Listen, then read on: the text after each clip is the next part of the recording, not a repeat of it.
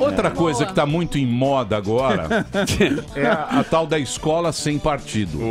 Sim. O que é isso? A gente gosta do partido. Qual que é essa? Deixo pra ele dar a definição. E começou. Bom, Olha lá. Escola Sem Partido é um movimento do Miguel Najib porque existe o que se está chamando um pouco erroneamente de doutrinação nas escolas. Era o papo que a gente estava tendo aqui no outro bloco, que você só tem uma visão de mundo dentro das escolas. O que eu acho complicado é que Escola Sem Partido ele veio com um nome que eu nunca gostei. Porque assim, a imparcialidade não existe. O isentão? Não é este o tema. É que assim, qualquer... Você não, mesmo que eu fale assim, vou te explicar o que é direito, o que é esquerda, vou te explicar o que é o cara X, o que é o cara Y, que eles não se gostam, é impossível não tomar partido. Deixa eu dar um exemplo pra ele, vou te interromper rapidamente, porque eu falo isso na aula de português. Mas fala que ele é bonito. Quem? Sim. Ninguém fala isso. Não. O seguinte, se você pegar um jornalista que fale assim, por exemplo, na própria casa, Cruzeiro perde para Flamengo. Eu vou te falar que provavelmente esse cara é atleticano. Por quê? Porque na hora de dar a notícia, ele enfatizou na própria casa, colocando à frente, né, uma adjunta adverbial de lugar, que foi a vergonha de perder na própria casa. Né? E ele poderia ter falado, Cruzeiro perde para Flamengo na própria casa. Então, só a escolha das palavras já denota uma subjetividade. Eu acho que é isso que você está querendo falar, não é? Sim, você pode até pegar uma frase mais simples. Algoritmos. Não, pense numa frase mais simples, por exemplo, o prefeito não sabe se ele vai plantar orquídea ou tulipa na prefeitura. Parece que é uma frase completamente imparcial, mas se eu te falar assim, essa frase foi escrita em Berlim em 1945, entendeu?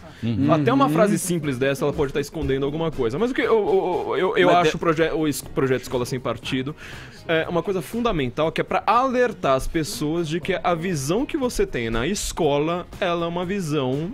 ideológica. uma visão. Existem outras visões. E isso daí também tem. O próprio Frota, ele entrou nessa, né? Você não viu que o Frota tava ser punido, os professores... Mas, Flávio, mas isso aí não tem como você impor.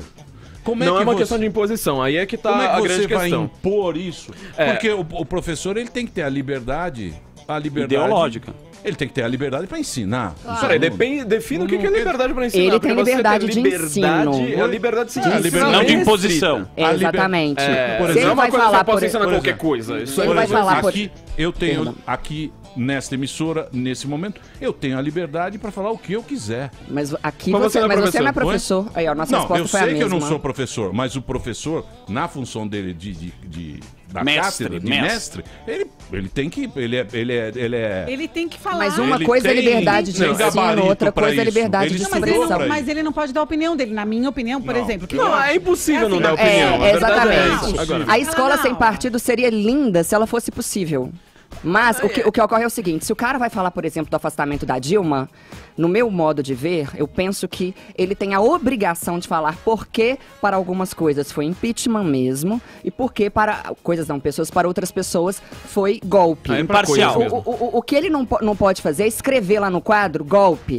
O que ele não pode fazer é ir com um bottom do PT ou do Bolsonaro. O que não pode existir na sala de aula, e eu também já perdi alguns seguidores porque eu postei isso na semana passada, eu só perco seguidor, coisa impressionante. O que não pode haver é um discurso só, um discurso unilateral. Agora vamos chegar ao ponto fulcral da grande de um partido. Pensa numa coisa agora. As pessoas estão falando assim, a escola sem censura, querendo criticar a escola sem partido, dizendo que isso é censura. Em primeiro lugar, não é. Censura não é. Você está justamente pedindo uma outra visão. Você está falando assim, você vai assinar Marx. Só que também explique outras coisas. Você explique que teve gente que já refutou Marx, que isso aí já, causou morticínio desgraçado no mundo, etc, etc. Então, assim, você não está censurando, você está pedindo outros conteúdos. Você está pedindo pra essa conscientização de que você está passando uma visão parcial da coisa. Mas isso não vai do caboclo? Isso vai Teria do que... caboclo. O caboclo que tem que... Não, é uma coisa canônica, Emílio. Não, é uma coisa canônica, Emílio. Você não pode chegar lá e falar assim, eu vou explicar a minha visão sobre o impeachment da Dilma. Entendeu? Isso não existe. Existe um código que você precisa seguir. É isso que a gente tá discutindo desde do bloco passado. Quer dizer, a gente tá discutindo cânone, a gente tá discutindo o que é que precisa ser ensinado, e precisa mesmo. E o professor não tem essa liberdade pra falar, eu vou falar do meu jeito, eu vou dar a minha opinião, eu vou simplesmente escrever golpe e acabou. Exatamente. O jovem, ele é uma pessoa que ainda não é uma tábula rasa perfeita, mas ele ainda é uma pessoa que não tem todas as ferramentas. Eu tô cheia de aluna de Chanel falando que ama o Lula. O que é isso? Como é que é? Eu tô cheia de aluna de Chanel falando que ama o Lula. Marina Manteiga está aqui do nosso lado. Eu pensei nessa piada, mas achei que eu estaria. Então, mas está de Louis Vuitton. Mas aí que tá, porque eu acho que é o seguinte, eu acho nós seres humanos muito flexíveis. A gente pode gostar do Lula e gostar de Chanel, por que não?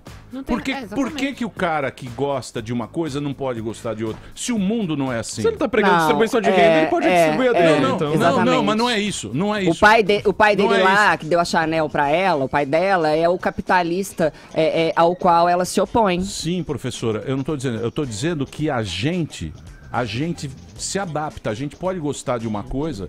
Por exemplo, tem muitas coisas que eu sou progressista, tem outras que eu sou conservador. Não, sim, Agora o que eu tenho ser uma coisa só. Eu tenho que tomar um lado. Mas são dois extremos, né?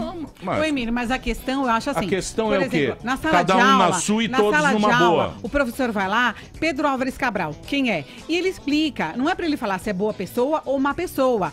E aí eu acho que o aluno perde o poder de questionar. Então, sobre o impeachment da Dilma, o cara vai lá e dá os fatos. E aí o aluno vai para casa e ele vai definir. Eu acho que não pode ser dentro da escola uma coisa tendenciosa, nem para um lado e nem para um outro, entendeu? E a gente é educado assim. E aí você acaba tendo uma formação, uma opinião, mediante aquilo que você aprendeu. Só que você não aprendeu os fatos. E você não chegou a uma conclusão mediante ao questionamento. Bem, já entendi. Entendeu? A visão histórica, sobretudo, do Brasil, ela é extremamente enviesada. Porque você tem diversas correntes na história, isso eu vivo discutindo o tempo todo. E as pessoas realmente enxergam luta de classes como motor da história e acham que falam assim, não, eu aprendi história. Não, você aprendeu uma visão. Você não aprendeu história, você aprendeu uma visão. É difícil você aprender história, porque você não tava lá no meio da batalha, vendo o que tava cada um pensando, entendeu? Então, assim, é difícil você colocar algumas figuras extremamente complexas, tipo um Getúlio Vargas da vida, sabe? Um Juscelino Kubitschek, só pra ficar nos exemplos brasileiros, pra não falar dos europeus, entendeu? E falar assim, olha, esse cara é bom, esse cara é ruim. E a forma como é feita, como é desenhado todo o programa do MEC, que é centralizado, nacional, não sei mais o que, é pra você chegar no vestibular e falar assim, olha, eu tenho uma visão de esquerda, porque senão eu não vou passar, ponto. Corroborando novamente o meu querido. Então, mas meu querido aqui, a redação faz isso. A visão da esquerda, sempre, o próprio Bolsonaro, os caras falam, esse cara é ultradireita, tal, não sei o quê. Ele manteve lá, porque ele sabe da dificuldade do cara do Nordeste, ele tá fazendo um negócio, é tudo meio acochambrado. É melhor. Toda vez que eu tive que fazer redação de vestibular, eu fui lá e falei, socialismo é língua. Entrei na faculdade e falei, Deixa eu explicar isso que ele tá falando, por favor. Exatamente. É o seguinte, a redação do Enem, ela é feita a partir de 5 competências, é uma grade de correção, de competência 1 a 5. A competência 1 é a gramática, que é muito desvalorizada. O aluno consegue tirar total com erros horríveis gramaticais. A competência número 2 é da argumento, é de você colocar um conhecimento de outra área no seu texto. E os conhecimentos de outra área das redações que ganham 1000 são conhecimentos com Marx, a gente vê, tá escrito. Como nada. Eu não tô inventando nada, só você pegar lá, redações que ganharam 1000. É sempre com discursos de esquerda.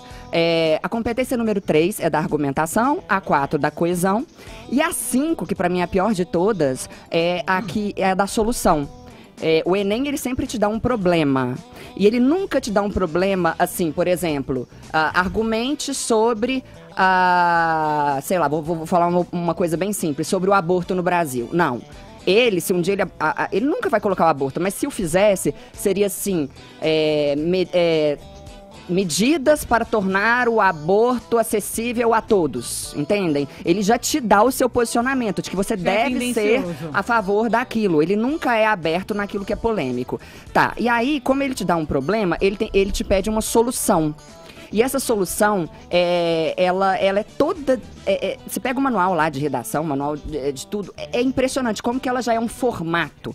E é um formato sempre em que você vai beneficiar aquilo que a esquerda acredita. Os canhoteiros? A solução é sempre revolução comunista. Isso. Vocês são tudo canhoteiro aqui, ó? Lógico que é. Os macarinhos tudo canhoteiro. Mas aí vê quanto custa a faculdade de quem paga. Pera aí, mas não é assim a vida. Vamos saber. Que é assim. Deixa o cara ser o que ele quiser, pô. Vai impor a sua vontade. Socialista de iPhone, ela tá nessa. Tá nessa socialista. Lógico que tem, todo mundo tem iPhone. E aí, muitas vezes, a solução que o menino dá, que o candidato dá, é bem clichêzona, bem imbecil. Ficam soluções muito parecidas, e sendo que muitas vezes o ideal seria apenas uma reflexão sobre o assunto.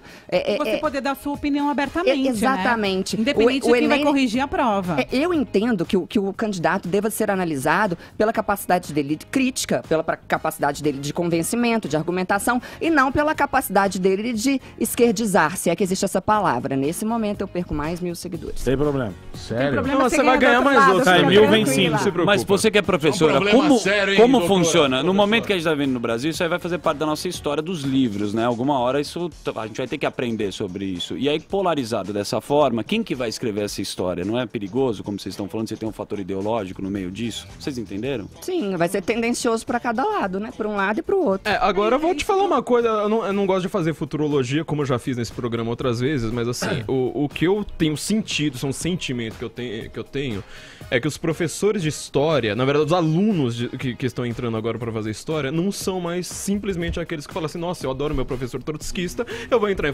no curso de história pra fazer a Revolução Comunista, porque eu acredito que a história precisa ser levada pelo proletariado. Não existe mais só esse aluno. Então, pode ser uma esperança minha, mas eu tô sentindo que dessa vez eles não vão fazer o impeachment da Dilma daqui a 20 anos, o que eles fizeram com a ditadura, falando, nós estávamos todos lutando por democracia porque nós éramos lindos, estávamos lá quietinhos, aí de repente os generais deram um golpe, porque não foi isso que aconteceu, entendeu? Eu acho que no caso do impeachment da Dilma vai ter um monte de livro de esquerda, foi golpe, não sei o que, aquela choradeira toda, só que eu acho que vai ter livros. Ninguém mais é burro. Eu discordo. Então, eu acho que não é mais burro. Eu discordo, cara. Porque eu acho que o que acontece hoje em dia, o mundo tá muito complexo.